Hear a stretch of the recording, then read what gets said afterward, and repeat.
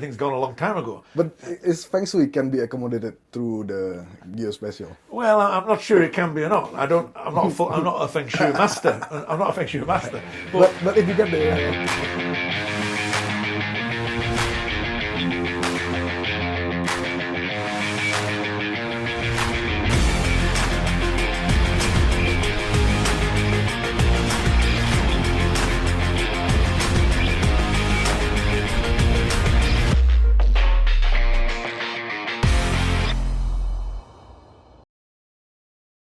Ya, halo teman-teman properti satu nasional. Perkenalkan, saya Sean Reno. Kali ini akan hosting. Ini kita punya program baru di REI Podcast. Kita akan spesifik bahas tentang properti teknologi. Hadir hari ini bersama saya, Martyn. Thank you for being here. Thanks very much for inviting me, Sean. Welcome to REI Podcast. So Martyn here, his focus is on geospatial technology. Maybe you can tell us a bit about your company, Martyn. Right, so I've been in Indonesia around 5 years. Yeah. And previously I was in Asia for 20 years. 20 so years. Totally around 25 years. Previously working in finance. And then basically I was looking after I semi-retired from my job for investment opportunities. Obviously, if you look at Southeast Asia, I had experience in some of these countries, but more in Tokyo and Hong Kong. And I see there's quite a lot of opportunity in Southeast Asia, and I looked at Indonesia as an opportunity. And then I looked at what I think could help in Indonesia as the country becomes more digitalized. Everybody's doing apps, and I'm thinking, well, there's so many apps. What can we do at use a bit more high tech and introduce the business? So I got involved in something that previously I didn't know very much about. I've never really worked in real estate. I've got some very good friends. So you started from scratch? Started from scratch. So we had this idea, we researched it, we looked at other countries, like I think we discussed before with yourself. I just looked at other countries. I was in listed securities, not real estate, but I've got some good friends who work for the big real estate companies in Hong Kong. And I just decided, let's have a look at this and look at how many companies do this overseas. But if you look at the geospatial market, it's growing globally around 16% a year. But Indonesia is still not even touching, you know? Going on that, why Indonesia? Size of the market. I think that there's no doubt about it. The market here is the biggest in Southeast Asia. Of course, it's got its nuances, and there is everyday struggles that you would have in any of these emerging markets. But it's the biggest economy here. I think when I looked at what we do overall, I think I looked at the fact that, a huge number of people here, huge amounts of data. And the country's logistically challenged.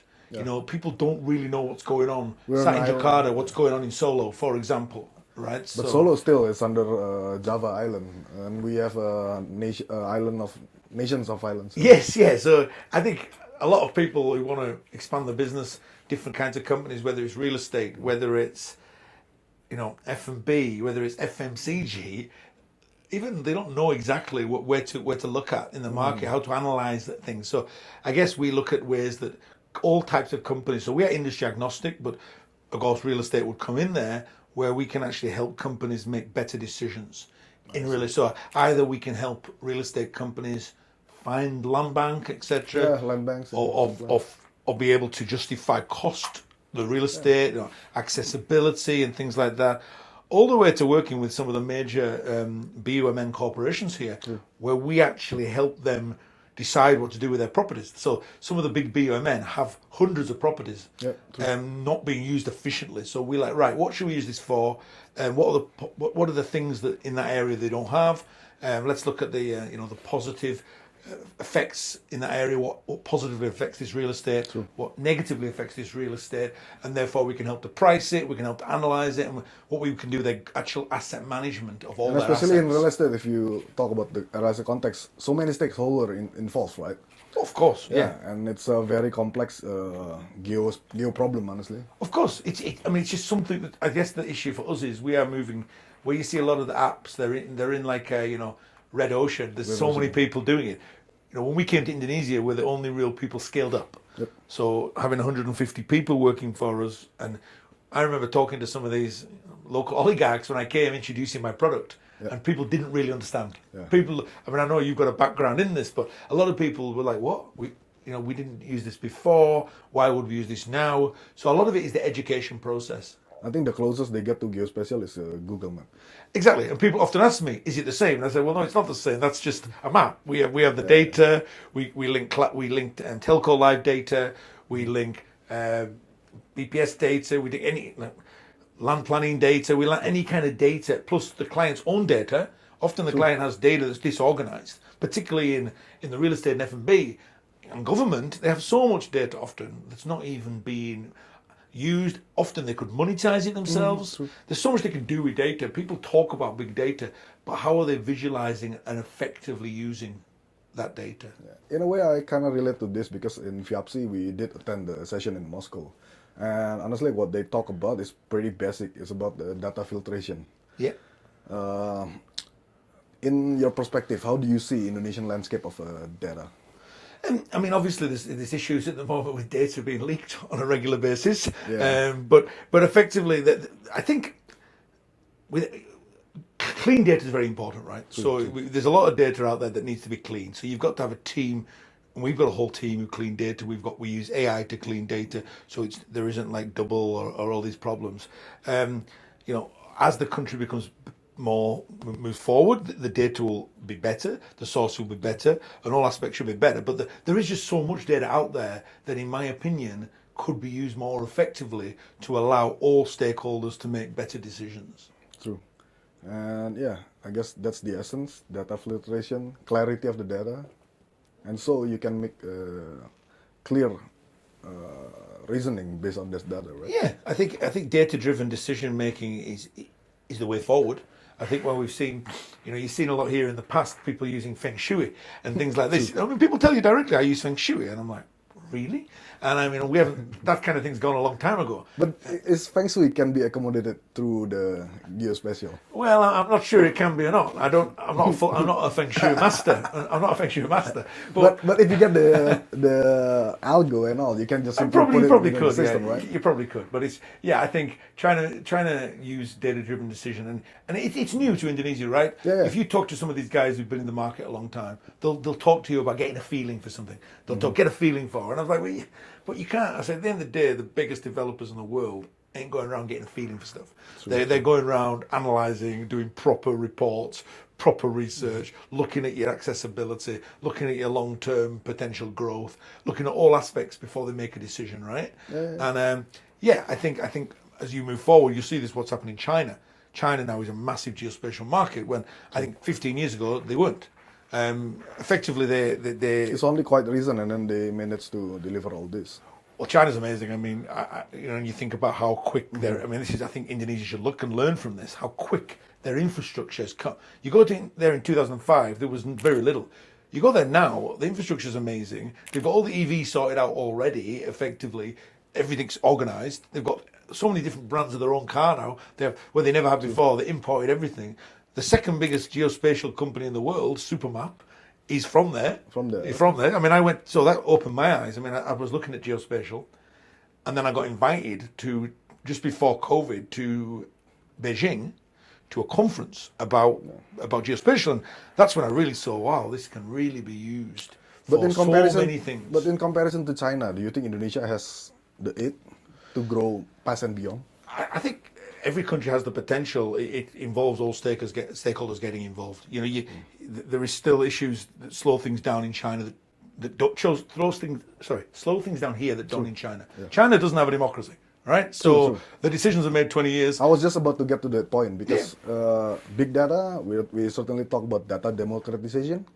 And because so many stakeholders here, as long as it follows the rule, and then that's actually one of the topics that we're gonna explore during the Proptech Expo soon. But yeah, as long as, as you say, as long as the willingness is there. Yeah, I mean, the government in China, the government say it's going to happen, it happens, right? True. They've taken a very aggressive stake to people getting in the way or people doing things that are not helping the system. Okay, based on your observation, what's the main benefit by implementing geospatial system? Well, I think using geospatial software with whatever kind of company you have will pretty much guarantee a better return on your asset. So basically, if you look at, there's certain reports from Boston Consulting Group, which will say that in things like F&B and retail, which is obviously buys real estate or invests in real estate, whether it be rented or buy, using geospatial or location analytics software can increase your return on capital between 20 and 50%. So these are quite huge returns, really. Basically, if you are armed with all the correct data and the data is correct and it's from a clean source, and you are using completely objective, algorithms of machine learning. I know AI is now, everyone's using the word AI, but I would say more machine learning, where it's the first part of AI, which is predictive analytics, right? You can put constraint on it, algos and all. So it's not just going off and doing anything. It's just very, very clear that, right, we want to look at what we're looking for. These are the positive effects. These are the positive impact on our business. These are the negative effects on our business based on what's worked before, for example. You can access deeper analytics into your business, so make a wiser decision. I mean, you can, if you know what works for you, whether you're in real estate, whether you're in F&B or retail, you can target what's worked for you in the past. If you don't know what's good for you, or what's worked for you, you can run pre-analytics, simply looking at your best performing assets, and then, right, why is that your best performing asset? Without data, it's just speculation, right? Yeah, so you look at the best performing asset and you say, right, this is best performing because it's near an access road to the motorway, it's near a hospital, blah, blah, blah. The proximity and all. Whatever, yeah, and demographics, and men between 35 and 55 earning this salary, and therefore you're in a much better position to either purchase an asset and rent an asset, or the other way around, know what to use the asset for if the asset is already the utilities of the asset itself. The utilities of the asset itself. I mean, that's what we do for, telecom property. Basically, we look at their assets. They use our software to decide what to use for the existing assets. So I've got this land, it's empty. What are we going to do? Is it a hospital? Is it a school? Is it a mall? Kind of thing, right? That's based on what is in the area, what our competitive nature is. If we build something, will we be cannibalizing another business? All these things can be looked at and analyzed on a very clear dashboard. How's the market share within that area? Is the proposal that I'm going with, is it a threat? Is it a potential? Yeah. How does it relate to other businesses that either we own in the area or our competitors own in the area? So you can just basically look at all aspects of your business, Yeah. And that's the closest implication you have with the real estate industry. And then secondly, because the model is already there, it's easier for other companies who want to assess. There's absolutely no issue with what we do, and I think what we do can help everybody. It's just getting that mindset, People, in my opinion, in Indonesia, which is in China, they are pushed. They don't have a choice, right? I think here there's still a concern amongst professionals that our software can lead to a loss of jobs. There is that concern, right? Because people see this as an alternative to people going around. But in practice, it's actually the other way around, right? Because you create new fields of job. Well, of course, and this is what I think we need. I mean, again, I can't say too much, but I think we need to upskill. I think I remember when I was and I've brought this up a few times, when I first started working, and I only started working 26 years ago, and we had typists, right? Yeah. Now, there's no such thing as a typist anymore. In the UK, this is. But not all these people are not unemployed, So they upskill, they do different things. They've learned, they've gone on a course, they've learned about technology.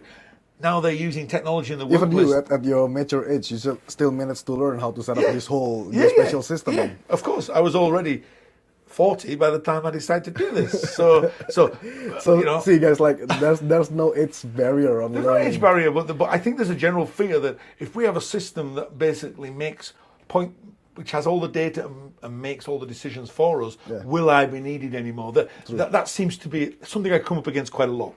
I'm regularly invited to, the BPN National Conference in Bali last year, in the Discovery, or the one in the Shangri-La. And there's a lot of at the ministerial level, it used to be Pak Hadi and BPN, and they're all very like, hey, boss, how are you doing? But below them, there's a little bit more of a pushback, I would admit, that the people may be not that happy to see me, and what are you doing here? How come you're here? Kind of thing. Because they may be. But you did invite me to your office, and then most of your employees is basically Indonesian. We're all Indonesian. We only have we're Indonesian. That's kind of the thing I always try to get across to people. We are an Indonesian company. We have 153 employees, and only 2 of them are Bule. And I'm not really on the payroll, so we've got 1 Bule member of staff. But what we do have is returnees, for example. My head of solutions went to Oxford and Cambridge, and then he's able to upskill some of the staff we brought into the team. So again, the opportunity, that's the opportunity for these people. And I really, this is what sometimes frustrates me. I am actually building local proprietary software, whereas lots of people who claim to want to do local are importing it, right? So, but what do people want? Do people want local software for Indonesia? Because I hear your ministers talking about it. We do that. We don't have our tax bases in Singapore like a lot of these guys. We have our office here, our tax bases here, our everything here. Now, soon we will be the first, I believe, Indonesian proprietary software company to sell our software overseas. We are opening an office in Vietnam soon. So I always try to tell this at BKPM. I'm saying, we should be a good story for you guys, because we're actually local. You want foreign investors, we've invested foreigners, right, into your country. We believe in your country, and now we're going to take this business to this stage and go elsewhere. Surely this is what you want, because most of the technology big guys here, all they do actually is act as the white labeler or the front man for foreign entities, right? The technology company actually the front end of the wealth of a nation. For say, like Taiwan, most of their export is technology. Yeah, and I think long term, I think one of the things in Indonesia is that a lot of people have got a lot of wealth, or not a lot, but a few people have a lot of wealth out of mining, right? And sometimes I believe mining and also your population can also be a negative because people are so confident, Whereas in Vietnam, they know they don't have that. So the scarcity of resources. Scarcity resources and population nowhere near the same, right? So we all hear about the GDP. It's going to be big. Yeah, it's going to be big, but how do you lift the per capita GDP? Not just the GDP, because to be honest, the GDP is only because number of population. At the end of the day, the GDP per capita has to increase. Overall. We need to escape the middle income trap. So I think there's a lot of opportunity there. And everyone's got to buy into it, but because places like Taiwan had nothing else, they focused like crazy. It's like Hong Kong, Singapore. They had nothing, so they focused originally on banking. It was a city-state. They basically gateway to China, gateway to Southeast Asia. They reduced taxes and made themselves highly competitive in the face of investment banking originally. And now even Japan has lost most of its major hedge funds to those cities, right? That's the reality, because it's easy to do business, taxing. So even Japan has suffered from people taking the business out of there. So I think making business easier for entrepreneurs and supporting technology is very important. I think you've got to move beyond another app. Yeah. Because everybody, let's do another app. We know that the government's got 300 apps, 3,000 apps, whatever it is. I saw the number. It's an insane number, right? But I think what the focus needs to be on is real technology that actually can impact the lives of everybody. Because as you say, if you have this kind of technology, it will lift everybody. That's why I'm always saying when these big boys come and especially in Indonesia, it's a democratic country. Yep. So talking about big data and then geospatial platform, it actually enhances data democratization. Of course. Yeah. Of course. I mean, the data, most of the data is there and available. The problem is it's not put in an understandable format. Yeah. That's the issue. You see people even in the big corporations here. We like to joke with my friend, all our business process in Indonesia is done in WhatsApp. Well, we don't have a concrete context. Well, this is also interesting. Well, I met a gentleman last week from who was a government guy, and he was telling me about we need to improve this, boss. And I said, well, listen, I build it here, mate. We can work together. He was telling me, I won't say exactly what business it was, but they do everything WhatsApp. And I was like, really? Are you serious? Because it can be managed so more effectively by having everything in one visualized platform, having it all, tagging all your assets, tagging your staff if you need to, One more thing about big data, the integration part. Yeah. As you say, so many developers, they have their own apps, more than 300, as you say. And then, as I know, on the planning and then from the inside of my skill as a developers, this data needs to be consolidated. Based on your meetings with the government official, is there any certain movement or willingness to go that way? I mean, I think I got that number wrong before. I think it was recently the president came out and said, stop making apps, right? I think there's 30,000, not 3,000. I think, the issue is that each government department here again, I guess this is what's different to China, because China says do this and everyone does it. Still here, you've got multiple government departments acting on their own right, right? They have the silos. silos of that. But this is even the same at the major corporations. I mean, I went to one of the biggest corporations last week, and we already provide software for 3 or 4 of their divisions, but their strategy head doesn't even know about us. It's like, how the heck does this happen, right? He said, oh, we want something like this for one of our other divisions. And I'm like, well, how come you guys don't talk to each other? But with that as the powers in the integration, of course, on breaking the silos. Of right? course, you've got to have it all together, right? But but again, I think it comes back to there's a fear still. I think in the Western society there's a big. So what's the main challenge aside from fear? Bureaucracy, maybe. Bureaucracy. I mean, bureaucracy, I think there's certain things going on that jobs. Some of these jobs are not real, right? And to be honest, I think we all know that. And people fear. For me, they should actually embrace change and upskill themselves, right? But you've got to go through an education process for that to happen. Not everybody's going to buy into it. People think, oh, I'm too old now. People have had a nice life working at some of these big state-owned enterprises, etc. We know. The amount of money that's spent that doesn't necessarily need spending. Again, how much money is being spent on these things? Over 300 million on apps, for example, which was the president's own words. I mean, he said that's crazy. What's going on here? But even his role, how can he stop it? Because it seems to balloon every year, and it's because each division is running itself, and you've got to get. Personally, I think there needs to be an investment czar or something like that, or a technology czar, who basically is in charge. And that way you can, I think, bring people under they are the decision maker, because otherwise you're always going to be sometimes doing the same thing, right? You're just copying each other. You're not even doing. Actually, that's one of our agenda within the real estate Indonesia, is we try to push for a national consolidation body for geospatial data. Yeah, of course, it's totally necessary. But even when you get to one map Indonesia, how long has it taken? What's the cost? If it's not done by the private sector in some respects, the cost can be run out of control. I mean, because obviously as a private sector company, we have got to be very careful with costing and everything, right? So there's that fear that the cost will drive the cost down, basically. Understood. That there's a fear, that's all. But again, at the end of the day, we've got to get all these people to buy into the project. Based on the costing, okay, we talk a bit of a sense of business here. The fixed cost will always be there. So the main problem is just adoption, right? The more people adopt to the system, the lesser it can get. And how do you work the metrics? I think the more people who adopt this, the easier life will become for people, and everyone using the same system. And long term, it will enhance everybody. I just think it's not everywhere, but there's some fear. We're seeing much less now than we used to. We started 5 years ago. When I first turned up, people just like, what the hell is all this about? It was very much, we've never used this before. But now, I mean, I'm now sitting down with some of the major players here, and they all get it. They get it. But some of them, I admit, they get pushed back in their own organisation, even from the top. They get pushback in their own organisation. So there's still a bit of pushback here, which I guess is one of the, what again you see in China and Vietnam, which are not democracies. They just push it, right? They go, if you don't like it, get out of the way, right? Whereas it's not as easy here to do that. Yeah, I start to hope like this podcast will help in that sense, like educating.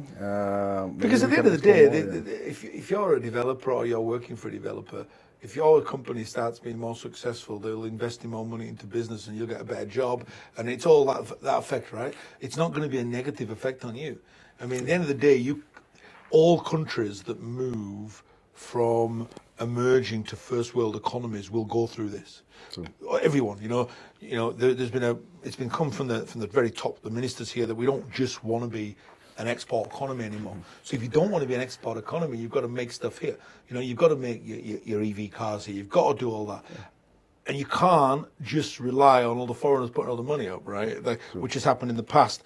Maybe why they've had some problems bringing some of these big boys here, right? So there needs to be a more open dialogue to how we can get there, right? Because, as you said, China 15 years ago is just what's happened. I mean, of course that's possible here because it's a democracy. You've got all the population, all the demographics here. You look at I'm now considering also opening in Japan, not to go after the Japanese market because Japanese market is already very mature. Sure, yeah. However, their global businesses are coming massively they've got the second biggest number of global brands after the US. And where are they going to now? Indonesia, Vietnam, Thailand, Philippines. And certainly geospatial system can aid in that, right? Giving Indonesia a optics for foreigners to invest deeper Of course, in Indonesia. absolutely. This is why I'm trying to talk to Beekeeper M all the time, right? Because I think it's a great call. Yeah, we can actually justify why they're doing this. But again, the reason I'm thinking about Japan as well. I was there for 12 years and have very good contacts. They have a top-down approach. I'll give you. So I'm dealing with Uniglow here, and one of the problems is Uniglow have a global geospatial system. Yeah. Their geospatial system globally is not really much use for them here because it needs technical people to run it, and they don't have technical people, right? Yep. So they like our software, but because they've already got a global system, they can't buy it necessarily. So what we do to work around it, we buy data and we give system for free, right? So it doesn't cost.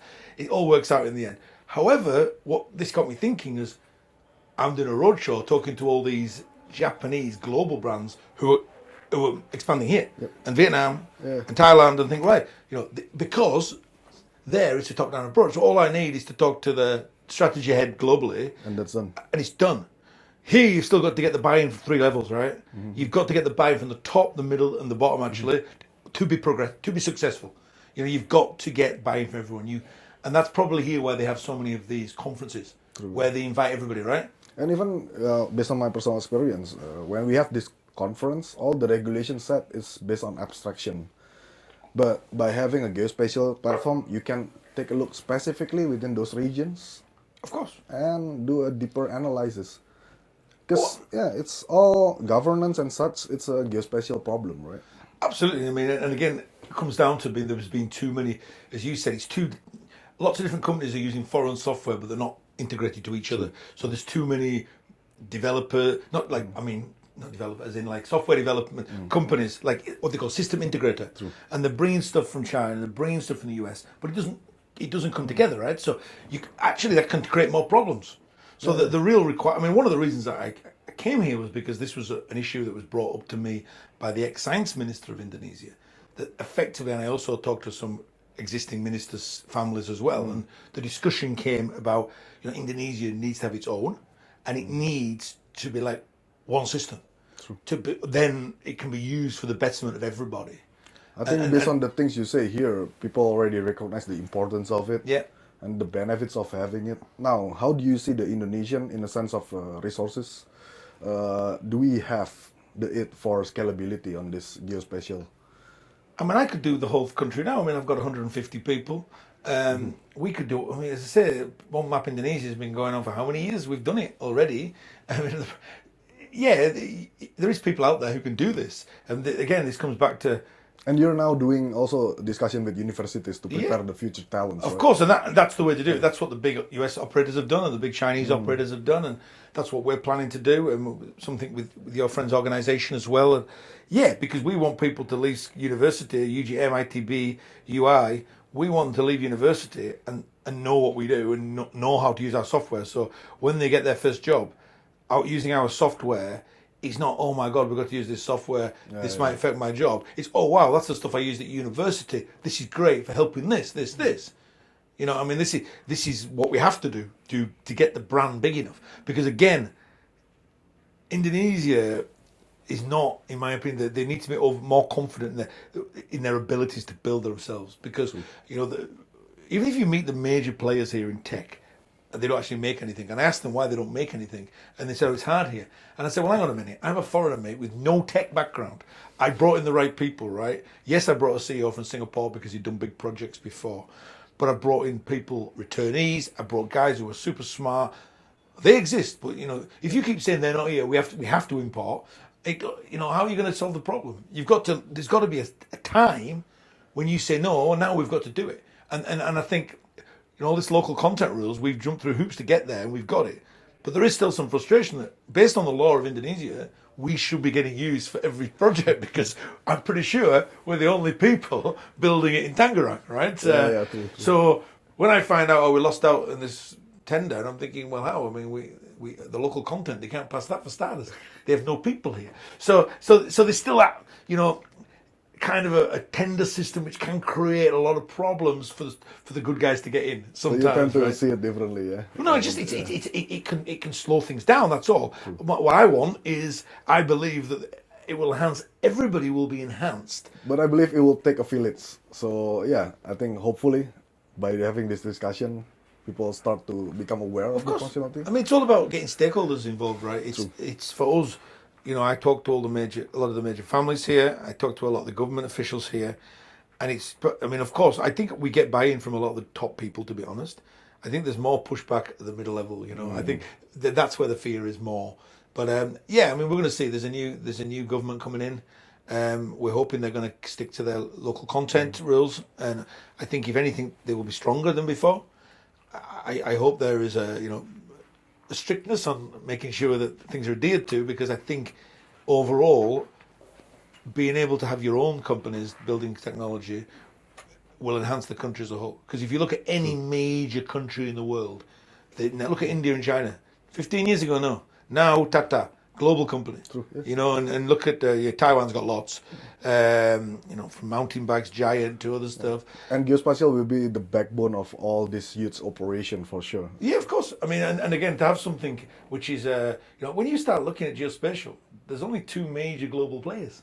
So it's an opportunity to get Indonesia to build its own, where effectively they're not in a competition with like 100 different people, you know. And people got to remember that most people had never heard of NVIDIA 3 or 4 years ago, right? Jensen's having his day in the sun now. But that's taken 30 years to build that company. 30 years. So this is not one of these fly-in-the-night startups. This is somebody And you're who's, aware of that. you know, he's been around for a long, long time. And I think any business that's going to become successful, that's what we need to plan at. Consistency. Consistency. Have a long goal. Yeah, because if you're just going to start a company and your only plan is to get out quickly, that's where the problem. People say, this is how it works. Most of the startup, unfortunately, in Indonesia, they think about the exit strategy. Well, yeah, and I understand investors need exits, but if you start the company and your only plan is to exit, I think it's going to be difficult, because even with us, when we start talking to the major corporations like Microsoft and Astra, they're scared to deal with us in the first years, because they think if I just disappear, everything goes wrong. You know what I mean? If I get bored, right? It's your toy kind of thing, right? But now we've got 5-year track record, and we've been working very closely with them. There's much more. Wow, this is good. And you know, the CEO of Microsoft is going to speak at my event this week, and now the relationship is good, and we're actually achieving it. But to get the trust, and a lot of that lack of trust is because there isn't the. Sometimes a lot of the startups have just been targeted at getting out. Whereas how are you going to make a product that impacts the country in a beneficial way? So I mean, how many, from real estate perspective, all these opportunities around the whole country, you know? And yeah, that's what I like about you, Martyn, because all these things you do, all the effort and all, it's just the basic to start a good governance upwards, right? Well, of course, and the good governance is very important. I mean, you know, I've unfortunately they've gone now. I had a meeting a few months ago with the new capital guys, and they've gone. So that's another thing I have a problem with: changing of staff, changing of stakeholders. You know, you'll have a great meeting. But by having Geospatial platform, things can be transparent. Everyone can access it, and then we have a global library. Well, absolutely. Of the whole nation. But again, it comes So back to the change of the authority won't be an absolutely, issue, right? and absolutely. But you need every stakeholder to buy into that. That's the issue. Because if you look at BKPM, right? I think it was Tom Lembong about 10 years ago. He changed it, and it all became online. Now, I'm sure a lot of people didn't like that, because I'm sure that caused... Yeah, fear of transparency. And cut the grass of a lot of people, right? True. That cut the grass of a lot of people. But then again, it's about commitment and foreseeing the needs of the future. Of course. Right? Because you need to be relevant. BKPM works in Indonesia. I mean, OSO system, when I started my company here, I just filled everything out correctly, and everyone says it's hard work. And I said, well, that wasn't hard work. That, for me, was easy.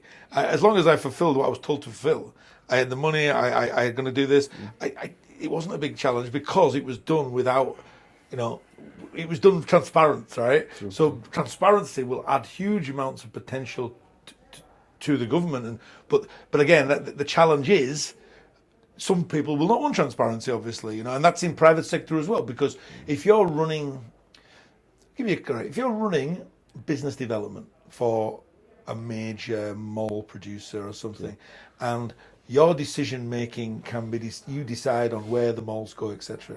And so this guy here will offer you a certain sweetener if you come there. Now that's no longer possible when the family can sit in their house and go, why have you bought that here? So by adoption of technology, you will be promoting a clear governance, a transparent one. Absolutely. And for certainly sustaining a more foreseeable future. Of course. And I think what we're seeing now is some people are getting wise to the fact they can't push back forever.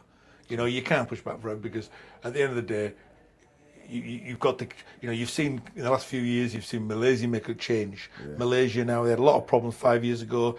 The president ended up in prison, all kinds of things happen. But they've suddenly now gone all in on foreign investment, where they've just offering massive incentives. And I think they're number one in Asia now. They even beat Singapore recently, which is crazy, right? If you thought about that in the past, for foreign investment, I mean.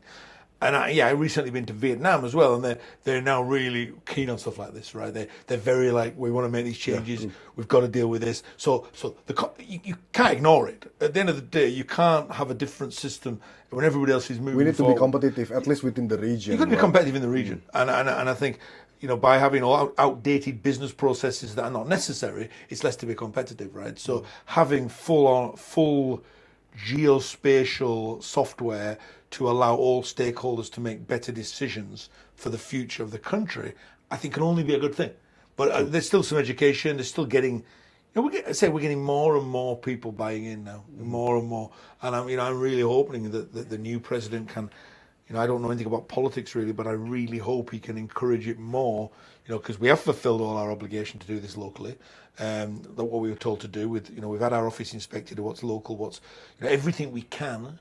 I mean, yeah, our laptops are not, but I mean, that's because we can't buy laptops that are made locally, right? That's, again, you got to be sensible if you want to start making laptops locally. China did it 15 years ago. Look, Xiaomi didn't exist 15, 20 years ago. You know, there's Oppo and such. You know, there's all these new companies out there. You, at the end of the day, don't say, oh, we can't, can't do it. Yeah, that's what's cool about technology.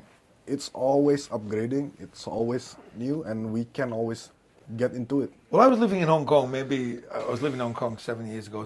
Say 10 years ago, I bought the Xiaomi phone, and it was the cheapest phone. And I remember it being like, I never heard of it, and it cost me like $100, and it was by far the cheapest phone. And now Xiaomi is like the same price as Samsung, and they're actually making electric cars, and Apple can't even make electric cars. They failed, right? So, you know, look at China. There's so many different brand of car now I've never heard of. You go to Hong Kong, most of the brands you don't heard of. You go to Vietnam, VinFast everywhere, because they've actually gone forward and supported local brand, heavily invested and not stood in the way of the technology. And you know, there's always the question marks when people are trying to push the EV of how much is that wanted by some of the other stakeholders who maybe benefit from other things, right? So, yeah, I think at some point there's got to be alignment, because going forward, having a better technology, a better make, you know, if we don't just want to be a consumer society, and you want to be, you know, we need to transform the economy. There has to be proactive on creation instead of just consuming. I think job creation plus, you know, upskilling and creating. Obviously, the GDP per capita here is still $5,000, right? So when people start if you can increase the GDP per capita to $15,000-$20,000, the economy is going to be hugely bigger. People will be able to afford more houses, more cars, consume all the restaurants, everything. You know, at the moment, the people you're tapping into is still quite small. You know, as a population. You know, I live on Nava Park. How many people can afford the houses there, right? So if you can get the increased middle class, you know, more and more people. But to do that, there will have to be. You increase the affordability as well, while solving the bigger problem on supply chains and such. Yeah, I mean, supply chain here is like, I think the cost is ridiculous. I can't remember the exact statistics, but I'm pretty sure that when I did my presentation, I took a quote from Pak Luhut that in Indonesia the supply chain cost around 25%. Yeah. Quite high, right? Which is ridiculous. Which even compared to Philippines with many islands. So how is why does that? You can answer yourself why that's the case, because one of the reasons is every single area has its own So organization. To summarize it, organization, we have big population, big data integration, especially on geospatial matter, is really important to consolidate this data. Absolutely, yeah. And we can create stuff like collective procurement system and such Absolutely. to optimize the production as well. While doing it, you empower the youngsters to able to purchase the housing by having the technological bodies. I believe you could add a substantial amount of money to the GDP. Yep.